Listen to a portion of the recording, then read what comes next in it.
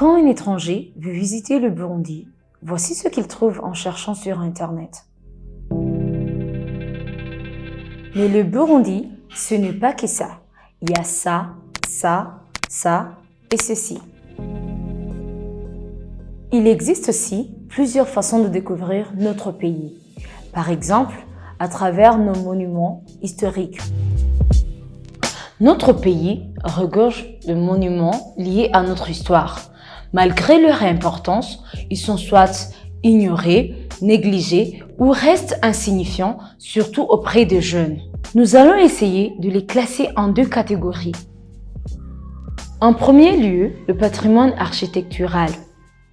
Dans cette catégorie, nous pouvons citer par exemple la place de l'Indépendance, le mausolée de Rwagasore, la place des Martyrs, renommée en place de la Révolution, le monument de l'Unité nationale, le monument du soldat inconnu et tant d'autres. Ces monuments ont leur propre histoire, mais ils sont classés dans cette catégorie de par leur architecture unique. En deuxième lieu, le patrimoine historique et culturel. Il s'agit par exemple de vestiges végétaux, des nécropoles d'Ebamikadi, la place de décès de Lunyota ou le lieu de signature du traité de Kiganda.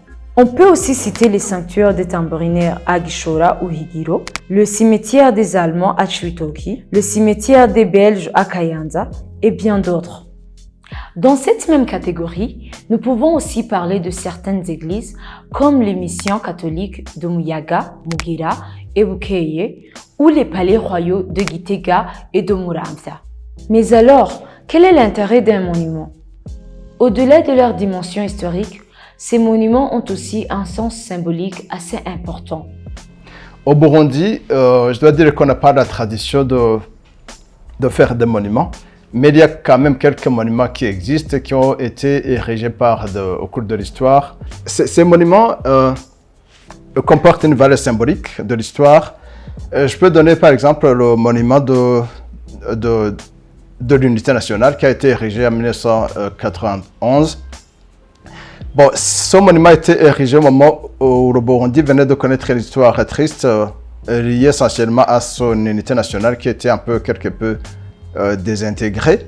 Et le pouvoir de l'époque, les autorités de l'époque ont décidé de construire un monument pour en fait perpétuer cette image, pour consolider l'unité nationale et en fait donner une valeur symbolique. Le monument, c'est ça le message qui est porté par ce monument, une valeur symbolique de l'unité nationale. En fait, les monuments symbolisent surtout la personnalité, le caractère d'un peuple. Les monuments en fait sont créés pour perpétuer une mémoire collective d'un peuple donné. Au vu de leur intérêt pour chaque Burundais, comment valoriser alors nos monuments? C'est simple. D'abord, nous devons les entretenir, mais aussi les visiter, les faire connaître.